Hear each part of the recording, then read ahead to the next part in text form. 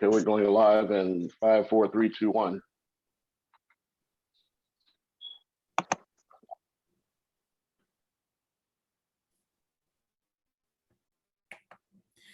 Well, hello and welcome to everyone. Thank you for joining us today on our first Monday with General Arnold Gordon-Bray.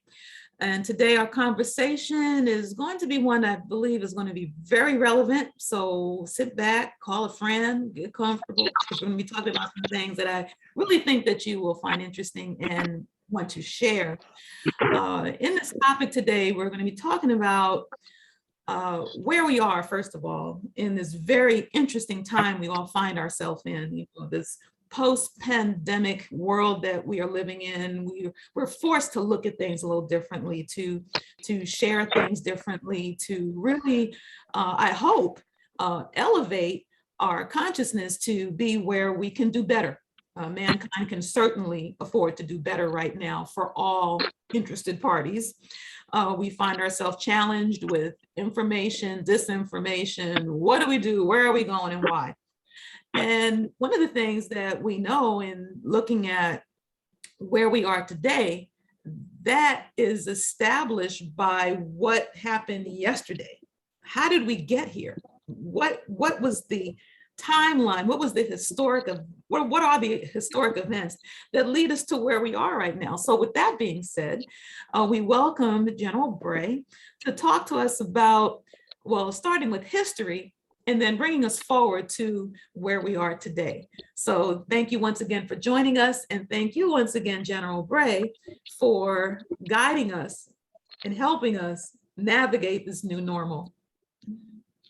Well, first of all, thank you very, very much. And, you know, about a year and a half ago, I used the term new normal.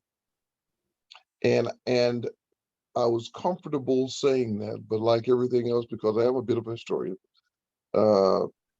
the truth of the matter is it's not a new normal. It's a now normal. Okay, it's a now normal. We are where we are. We have the choices of staying there or anchoring ourselves to the past, or we can leverage it. And I always choose to leverage the past. And so what happens is every time I go back and I think I want to learn something new, all I have to do is go back and grab an old book. And I can find that we're at a new place in time. And if you could imagine, I was doing Memorial Day. And of course, I started laughing, not at Memorial Day, I was laughing at how people view time.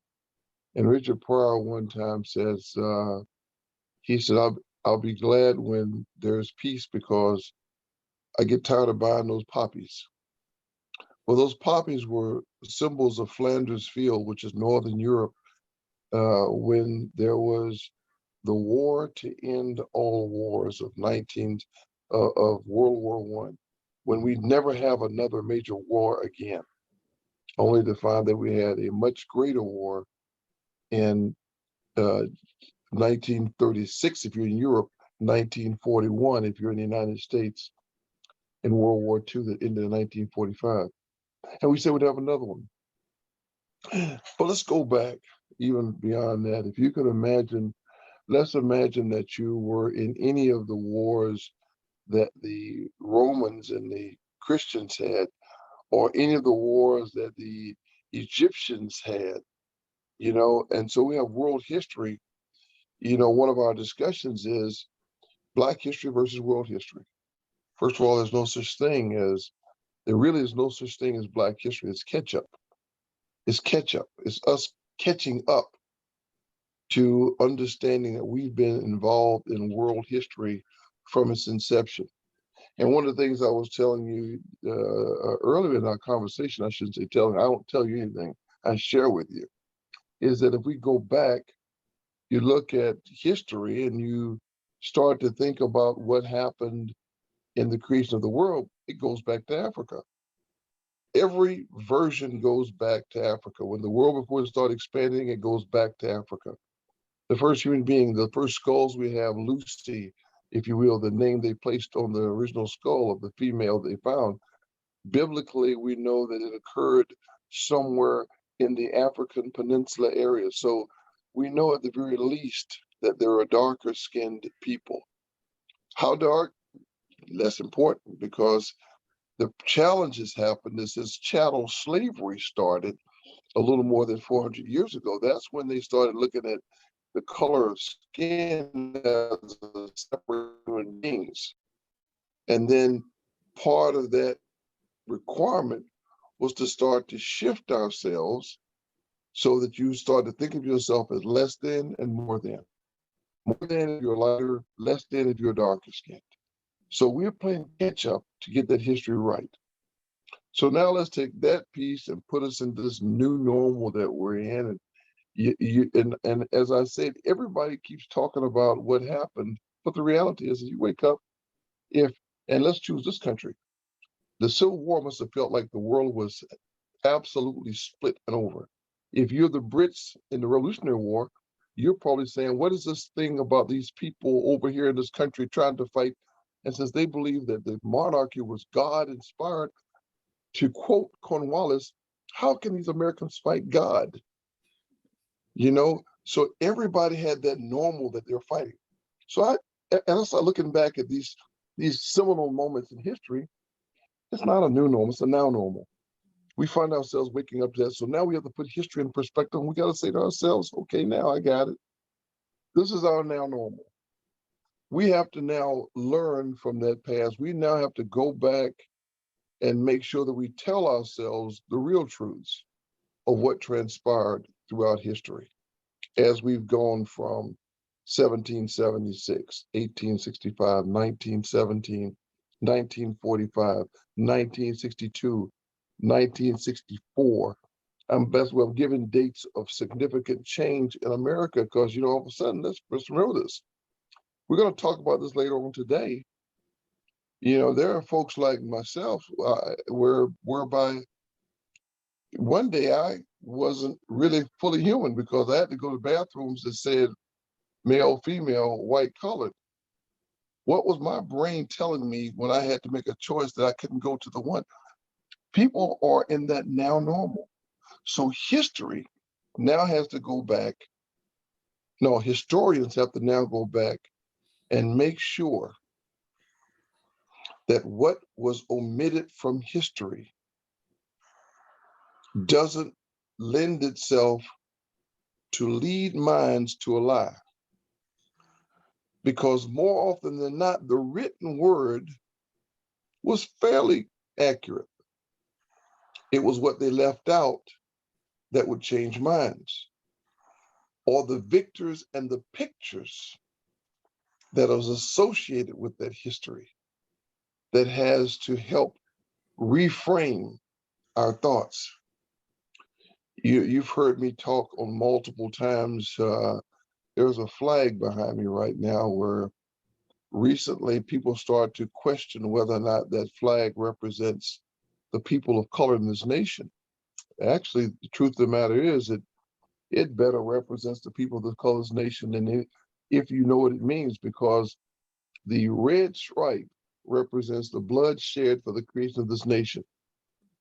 And by definition, by the words of John Adams himself, the first American to die for the idea of America was Crispus Attucks, the first.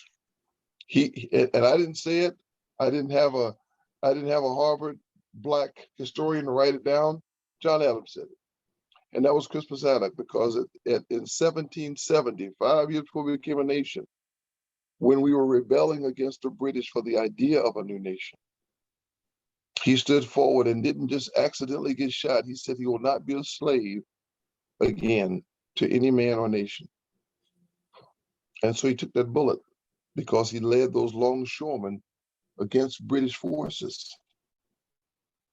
And that began the process.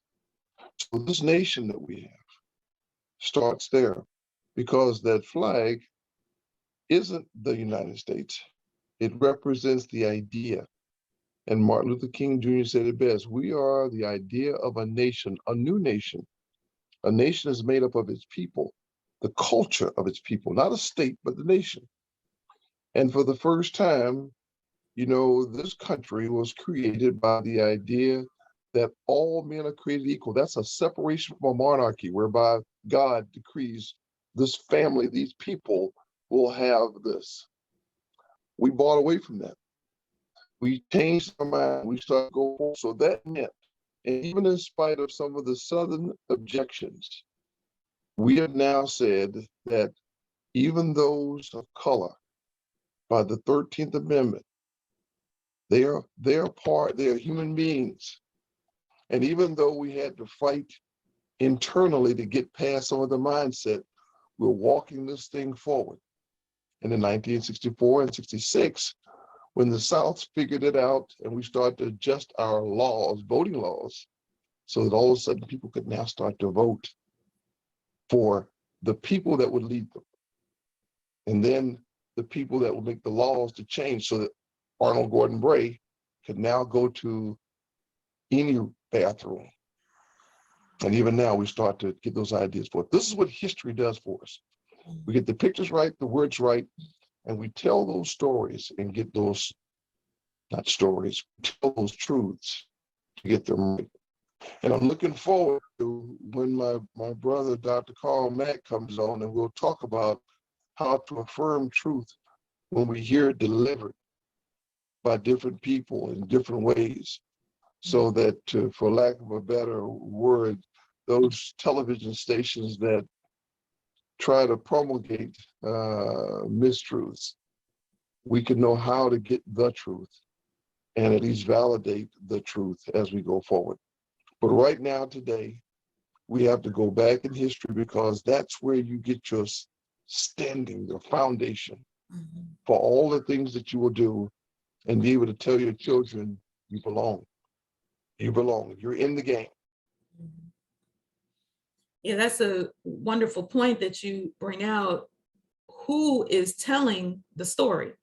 Because as you said, some have left out pieces that are truly important and relevant to drawing a conclusion that is truthful. So if you don't have all of the variables, how can you possibly get to an answer that is true? Even now, when we look at the challenges with those who don't want to have this critical race theory, for example, taught in school or even discussed, well, it happened. We can't change the fact that it happened, but, oh, I'm talking about history. But who is telling the story then gives the spin of, okay, that this person was right or this person was wrong, or there was injustice, whatever. And again, in establishing the truth, we can't be afraid of our past. It happened. What we have to now deal with is what we do with the information and how we apply it to the present. And therein you have the challenges that we have today for those who would like to erase or eliminate what actually happened. But you know, over time, when other nations or whatever conquered other nations, one of the first things they would try to do is destroy the history, destroy the culture. I mean, we see it happening right now in Ukraine. You know, what is being destroyed? All their artifacts, their art, their culture. They're trying to eliminate history by erasing it, but that doesn't mean it didn't happen. So documenting it and putting it somewhere where 100 years from now, 200 years from now, people can pick it up and get a true picture of what went on. But the challenging part is that the parts that are left out will make it so they will never know the truth. So what do we do? That's the question. What do you think about that? What can we do about that now?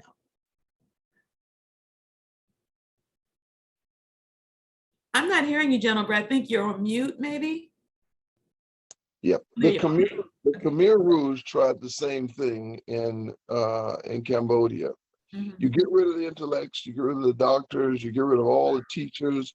You even start to burn books, because what you're trying to do is you're trying to wipe away the idea. That's why oral history still is history. You just have to make sure that, one, there are enough points of proof to go ahead and validate that truth. And again, this is almost walking me to a pathway that I almost want to make sure that Brother Max sees us when we have this conversation later on. But let's focus on just the history part. The history doesn't go away. There's always remnants of it. You know, this is why archaeologists are so important to our development, because they are trained to learn to look at and question what they thought they knew, what we thought we believed, what we were told, so that what we were told gets validated. And even though sometimes a conquering nation will try to obliterate, you know, what has transpired, this is also why sometimes conquering nations try to say everybody has to get rid of everything. Unfortunately, there are usually enough people, and I think this is part of God's design. There are enough people, even from the conquering group, whose consciousness tells them something's wrong. Something we're doing or what we did is wrong. So that it really never goes away. The only way that it will ever happen is if one single person walks away from that event. But even that person, sometimes in the quiet of his mind, God speaks and makes him say something that contradicts the lie that he tries to tell. And all of a sudden, this is where that policeman comes in. They're looking for that kind of that nugget that says, everything he said doesn't add up. Yeah, absolutely. You know, the truth is established when actions and words match, where they line up. You know, and so you can say all day that the moon is square. And you might think it is, but if I look in the sky and I see that it's round, I'm like, well, I know you're saying it's square, but it doesn't line up. You know, so we have to, again, and I'm looking forward to our discussion with Dr. Matt, and looking at how do we as individuals establish our truth, because we're so bombarded with facts. I mean, information overload coming from every which way. How do you decipher what is real and what isn't? I was just looking at a piece earlier on this, what is the term that they used?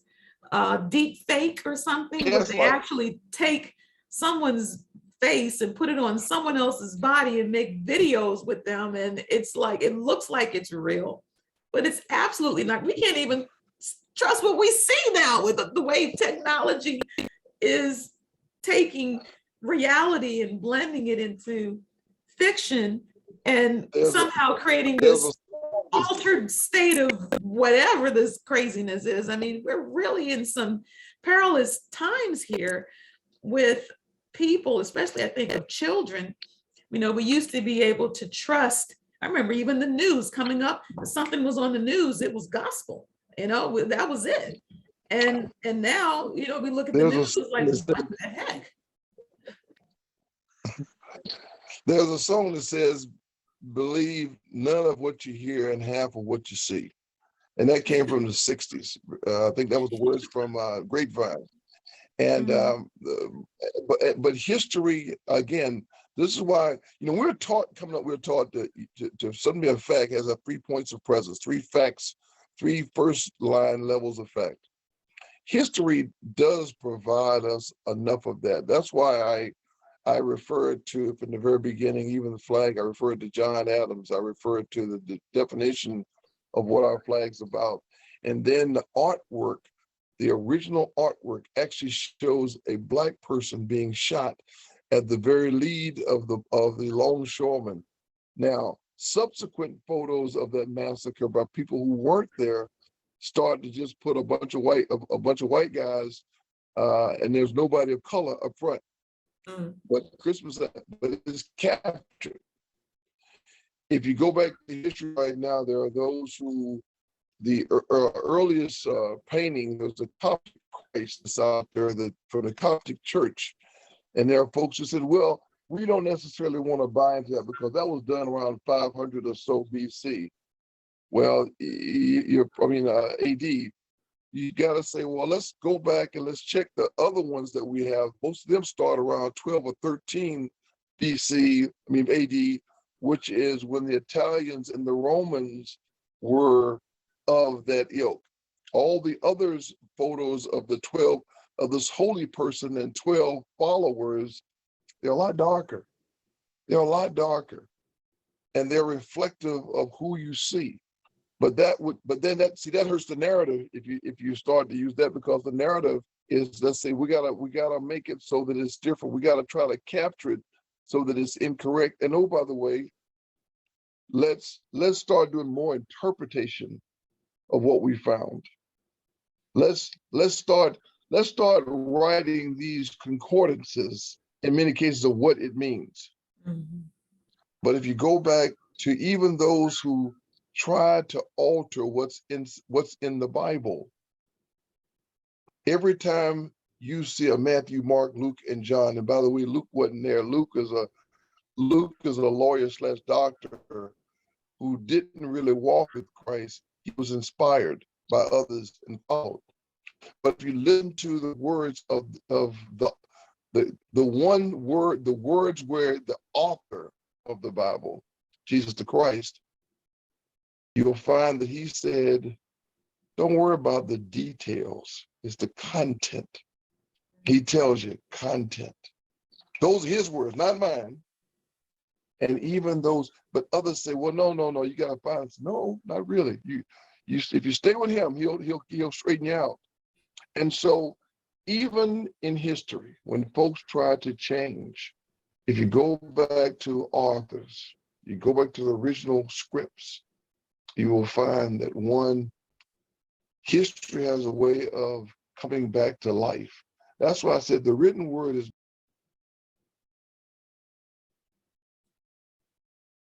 Okay, there you are. Let me drop you off for a sec. Okay. I could. There are specifics, and one thing that's good is it's telling me that I broke for a second. Okay. Specifics in history will tell you that there are ways to let you know that something isn't right, something needs to be corrected. And there are enough people, and again, that's why I believe, and I know this isn't the Christian show, but because we know we're believers, if we let God be God, he'll do his work. Sometimes not when we want to, but he'll always be on time.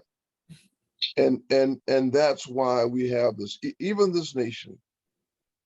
One of the things that people sometimes forget, this nation was created by the Christian wars. It was the Christian wars because there were Calvinists, Lutherans, Methodists, Quakers, Anglicans that were all part of the structure of their particular states. The Catholics, their languages, their practice, all lined up with that state. But this country, first of all, it broke with the monarchies. No man could be born to lead another man just by birth. And they did it first very brilliantly with monarchy. The second part, via race. And that's why I think God stepped in, and they didn't realize what they'd written. That's why Martin Luther King Jr. was always brilliantly, always articulating the contract that the Constitution made with all of its citizens. That's history. And so he brought it to life. You brought up something else too.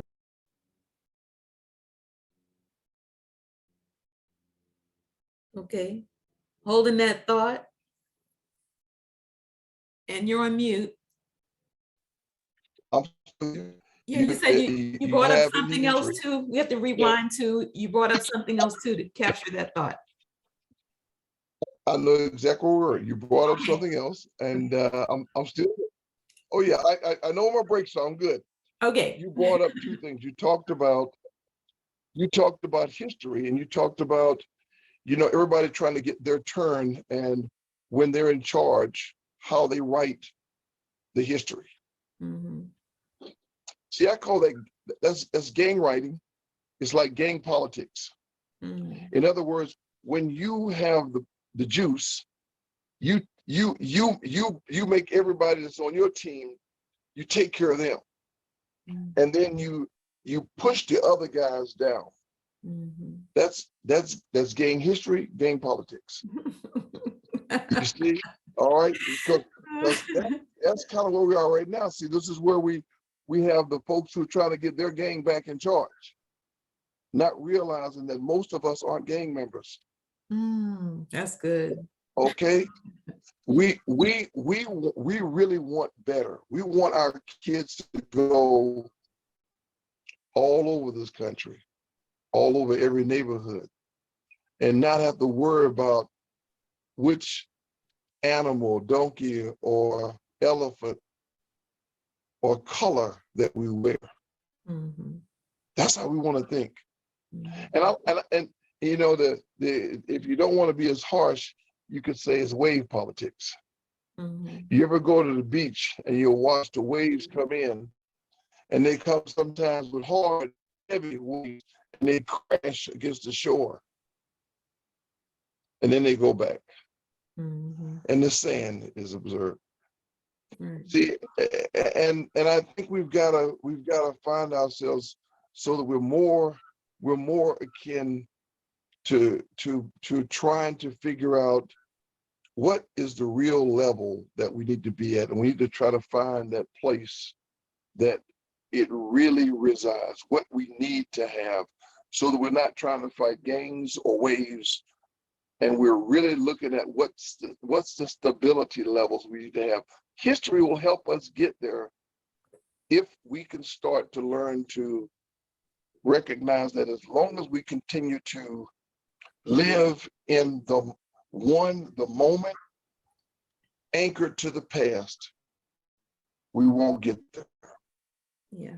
There are three people that I think collectively we must adhere to, and it's got to be all three. I used to say whether you're MLK or Malcolm X or Nelson Mandela, they could be all three. Mm. And specifically, if I can cite them, and I was going to save this for the very end, but Malcolm recognized that there is a need to assert yourself when required. But the most important part of him is he learned and was aware of change that was happening within himself as he learned and understood history. His trip to Mecca made him realize that his enemy wasn't color. Mm. Mhm. It wasn't color. It was belief. Right. And it was the things that they adhered to. And so, and at the end, he realized that the team he was on was misleading him, and he followed his truth with conviction. The second person is Nelson Mandela. Nelson Mandela was abused, but he had a forgiving heart and recognized that he couldn't anchor himself to the past with his own pain or hate if he's going to move the team forward. He had to then, in fact, by hiring his own bodyguards to be of his own enslavers to be his bodyguards, he both changed the hearts and made others recognize that what it takes to go forward. You have to make the personal sacrifice and commitment. And then the third is the one that we all admire and look at for the future. Biblical, because we talk about him as a great orator, we talk about him as a great spokesperson, we talk about him as a peace lover. He was a minister. Mm-hmm. Who recognized that his flock had grown from being one in Atlanta and Montgomery, Alabama, to a nation of people, and ultimately a world that was looking for the peace and hope that comes from the broader idea that all men are created equal, and we have to start to, you can't fight in the physical sense to achieve that end. So the combination of the mindsets of those three, all at the end of the day, were about tomorrow, not staying with the anchor of today. Right. And so, and oh, by the way, a deeper understanding of history, of understanding that one, like I've said from the very beginning, African American and Black history or world history. We now have to make sure that as we go back as historians, we don't run from it. You know, the critical race theory it's not an issue of whether or not it's true or not. It is. The things that the challenge you have to figure out is, like most people, if you talk to them, it's not what you say, it's how you say it. Mm-hmm. If I try to come to you and say, see, you and your people abused me. From the very moment, a person who doesn't want to feel like, hey, well, that was my parents, it wasn't me. They ain't listening anymore. It's gonna shut down. But if you can explain to them, as we have seen, that history of chattel slavery still continues in all cases to be an influencer, but in some cases, it is still a direct connect to people's position in life and minds that they carry, Right. either great anguish, hate, and obviously some of the socioeconomic conditions of many. Mm-hmm. You know, there are examples, obviously, of people who have elevated themselves from the worst of circumstances, but they're still small in number. Mm-hmm. You know, I had a friend of mine who was telling me about, well, you know, about abortion and how children can walk out. And my greatest example is a friend of mine named Lieutenant General retired Naja West, African American, who rose and retired as the Army's Surgeon General. She was an orphan, and ultimately, through her placement, did exceptionally well, went to West Point, did great and wonderful things. But like I tell everybody, she is one of God's great plants that would grow in the desert. There are others that be placed in the most fertile of soil, but if the seed that they were planted was very, very different. Very, very different. And she inspires me daily, but at the same time, she would inspire everybody. And she isn't everybody. Mm-hmm. So we have to understand that in history, there are those who have been influenced by the fact that the parents, several versions, if they're still connected, will affect them. So when the 1619 discussions or the critical race theory is discussed, get it out there. And we got to get comfortable around others. And by the way, expand your net so that you're never always talking to the choir. Mm-hmm. Because you can get amens all day long in the choir. You've got to have people sometimes that will come back and refute the argument. But make sure you're armed. Now, just like if I say I'm a Christian, you better make sure that if you're walking in the room with a whole bunch of other sinners, because by the way, you're one too, with other sinners, you're able to go ahead and articulate your position so that they can walk with a deeper and better understanding.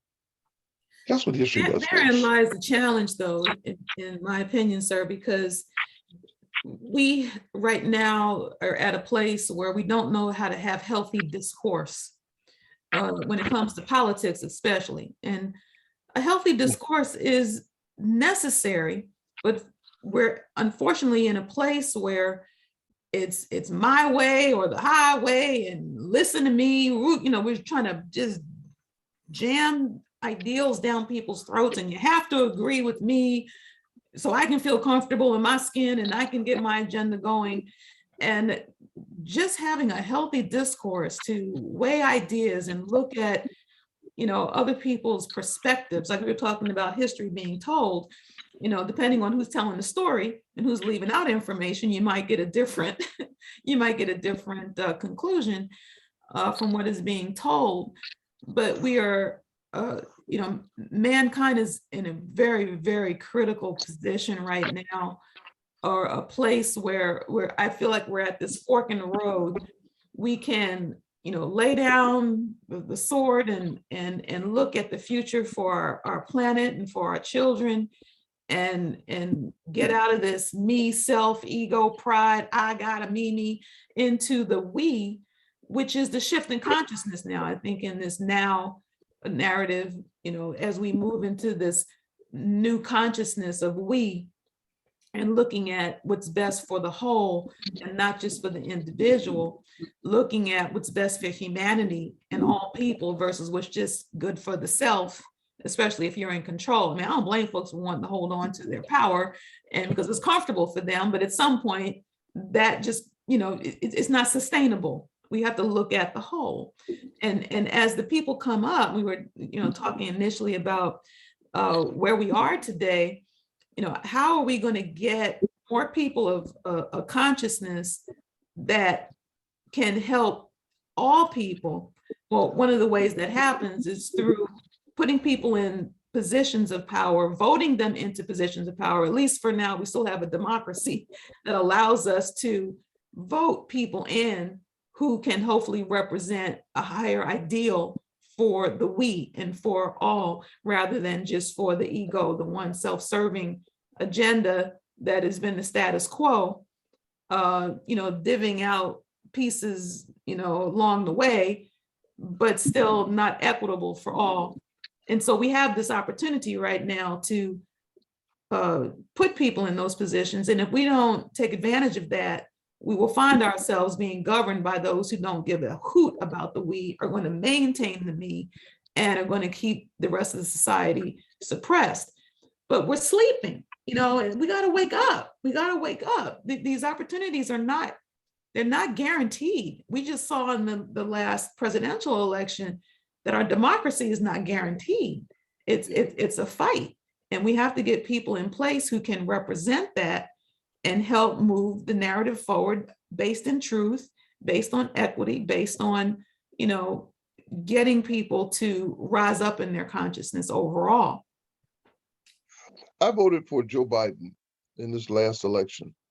I share that publicly for two reasons, because it goes to your issue. Joe Biden made a lot of mistakes throughout his tenure, both in the Senate. His policy of that ultimately put a lot of African Americans in jail, but he did it trying to coordinate with Black ministers and the Congressional Black Caucus. He went to them to talk to them about how to get this done. That was his strength always in Senate. Even right now, he is trying to work across the aisles. It's very difficult because the other side is turning to gangland politics. The other side right now today is led by a gang leader. Mitch McConnell's a gang leader. That's what he is. Fortunately, there's another gang that's working inside his side of the street, and they're led by the most dangerous American to ever ascend to political leadership, and that's Donald J. Trump. What I'm saying, by the way, I've said before, and the reason I call them dangerous, by the way, I don't want it to go without explanation. I know what command is. I know what command is. And he was dangerous because he was a person that was in command. And with the leaders that he had underneath him, he neither listened to his staff, nor did he do his own homework. He moved and executed off of his personal feelings. And the informant that he publicly relied on was a gentleman named Hannity. During the insurrection, Hannity lied by his own capture of information, knowing what to do. He tried to tell the president what was right, but to the public that he could control, he wouldn't tell the truth to them about what he was thinking. He tried to keep it ambiguous. So that kind of leadership is dangerous.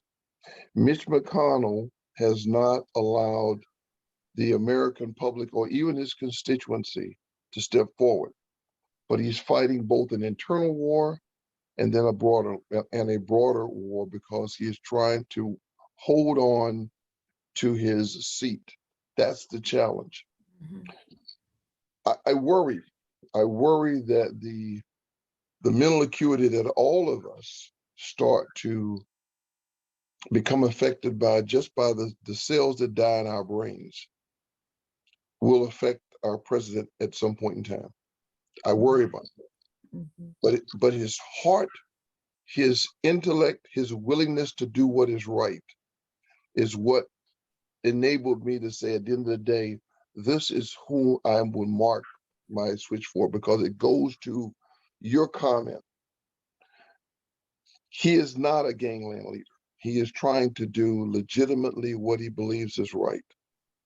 The other piece that enabled my selection was this. There are those that talk about their commitment to those who fight and will put a uniform, as I did, as everyone in my family at every generational level has done, to fight for that idea of a flag. His son put that uniform on, and others in his family put that uniform on. And it was a symbol of pride for them in their family, while he never put it on. I don't begrudge anybody for never wearing that uniform. But the other side of the house, when someone mentioned wearing that uniform at their dinner table, in the Trump household, he was admonished for even bringing it up. Mhm. Yet, when in position, one, he talked like he loved it, how he would move forward.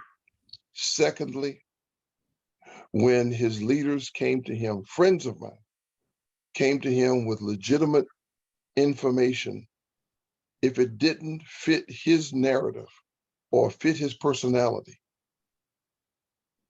he would admonish them or even point at them for blame.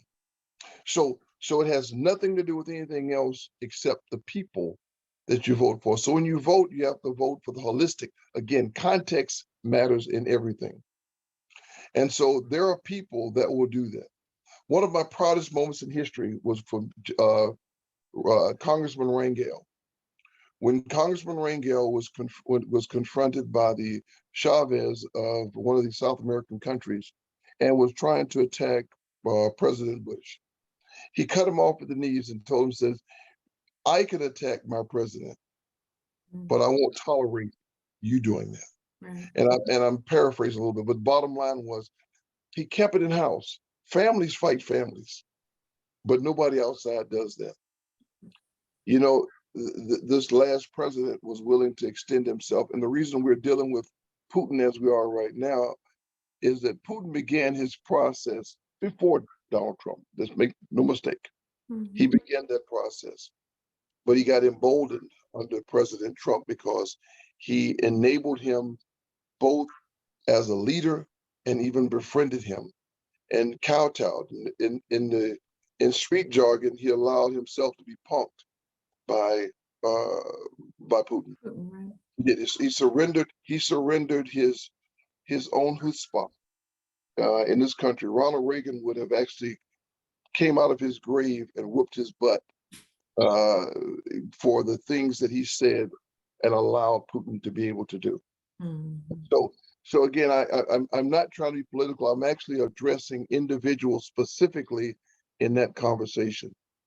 And historically, we've had folks who recognize you have to, first of all, understand this nation to be able to have the kind of leadership that moves us forward and be able to tolerate, because this whole conversation is about a conversation that we have to all be able to have. With my friends at every level, I'm going to give you the same kind of conversation we're having here, but I'm not a politician. The challenge with politicians, especially when you put them on TV to talk, is that one, every word that they say is going to be scrutinized.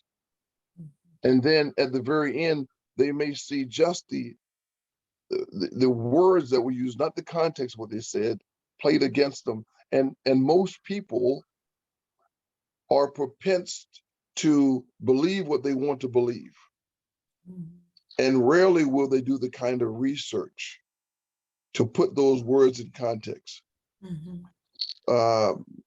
And I could give multiple examples, but to your point, I would tell you right now that if a person really wants to be legitimate, they have to do a little more than watch the television sets. They're going to have to go look at where the core beliefs of that person are, especially, and by the way, we got to vote. I'm going to say this, you have to vote. And for those that don't want to read, but want to be entertained, look at the movie Selma. And there is a specific portion of that when Martin Luther King Jr. is talking to LBJ, and LBJ is trying to tell him, why don't we just wait? I'm building up momentum. I can make this happen. And he explains to him very succinctly why the vote matters. Because the laws of those cities are changed by lawmakers. Judges influence it. And oh, by the way, but the lawmakers, as we have seen, pick the judges. And, you know, one of the things Mitch McConnell in his gangland warfare did was deprive President Obama and President Biden of 2 judge selections that he himself hypocritically denied President Obama.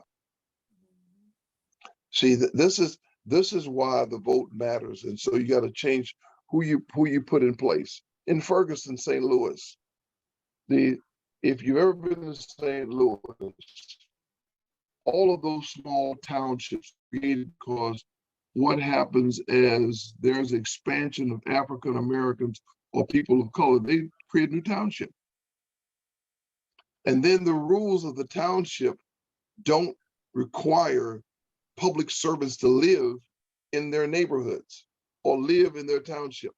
A sheriff or a policeman who doesn't live in the place that he has to police acts incredibly different if he lives where he has to, you know, if you, for lack of a better word, if you gotta eat where you poop, you kind of watch where you poop. Okay? You're very clear in doing that. That's how all this works together. And again, we have to have conversations. And by the way, look at your friends.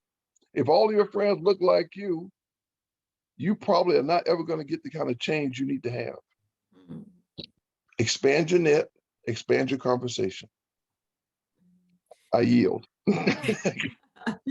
Yes, well, you know, I wish we had more time to continue this conversation. That means we have to have another conversation, a continuing conversation, because we just opened up so many important things that need to be, you know, addressed, and we need to dive into this more because, oh my gosh, dealing with the importance of each person contributing to this great democracy that we have today, because it is threatened. We may not have this opportunity much longer, especially if we remain asleep while the courts are being stacked, while the people who make policy are being stacked. And we're just sitting here like watching TV and letting it go by. But they say there's some people who make things happen. There's some people who watch things happen, and there's others that go, what happened? Don't be in the what happened group, please, because it takes those numbers. We have an opportunity as a democracy still to make a difference, and we can't do it if we don't vote. It does take a little homework. I will say, you know, I live in the city of Long Beach, and I'm very, very pleased actually at the amount of information I got on the local seats and what was happening locally, much more than I got when I lived honestly, in Los Angeles. I got them came across TV, but I mean, they've been on the phone, they've been dropping stuff off at the house, they've been, you know, but the local information. And this is the first time that, because I'm newer to the community, this is awesome that I have so much information to use to make a decision. And it's a smaller maybe community, of course, than trying to reach everybody in Los Angeles. It's a huge city, but it starts with, you know, us saying, hey, we can make a difference, because sometimes we feel kind of hopeless, like, oh, I throw up my hands, it's too much. But we do have an opportunity right now to make a difference, and that's who we vote for. But that's what we've got to research, who we vote for. We've got to know who's on the ballot. Who are these, like you said, where's the heart? Because remember, the oppressor is not identified by the color of his skin. It's the condition of his heart. That is how you determine who the oppressor really is. And when you look at the actions and the words that people speak, do they line up? What do you see in front of your face? You know, that's what we're going to talk about, truth. You know, how do you establish your truth and looking at what's really happening? So as we wind up, and I'm so sorry we have to keep in context with our time frame, because I'm really enjoying our discourse. I hope you did too, our audience there, sharing this information, but it will be many more to come as we dive into more of these discussions, and also bringing in, looking forward to speaking with Dr. Mack and others as well, because we are at a critical juncture as a species. I know that sounds probably really grand and broad, but we are. If we do not change how we think and what we're doing as a species, we will not be here. Our children will not have a planet. You know, I was looking at an agricultural thing. We'll talk about that as well at some point, but this thing that Woody Harrelson was hosting, talking about we have 60 more harvests on this planet before our topsoil is completely eroded. We won't be able to grow food if we don't change. All we got to do is think and do things different. It is possible to make a change. And that's one of a myriad of things that all we got to do is change the narrative, change how we look at things, look at our now normal. I like that. Our now normal, because we're not going back to the way it was, folks. It's not going to happen. So we got to do what we're going to do with what we got now moving forward. And if that needs to be new and a change, then so be it. But it's a critical juncture, so important. And so are these conversations. And I like talking to you because you make a lot of sense out of all of this, because it's confusing, you know, and we have to really, really expand our consciousness. Thank you very much. I appreciate being here, and I look forward to our next conversation.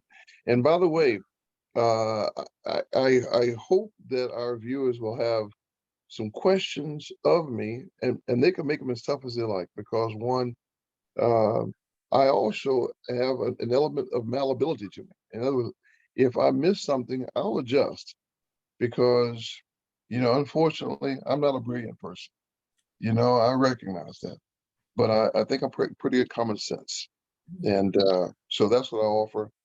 And the best part is God's given me an awful lot of turf to cover and a few years to cover it in. So Godspeed. I'll just share what I know.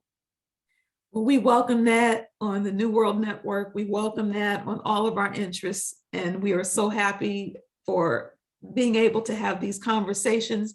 And it's something like, if you're watching this and you would like to submit, hey, yeah, I got some questions, I got some things I want to say, we want to hear from you, because that's going to keep the conversation moving and expanding. And so let us know. And then we can talk to our sponsors and say, see, we need to be here and support, move forward.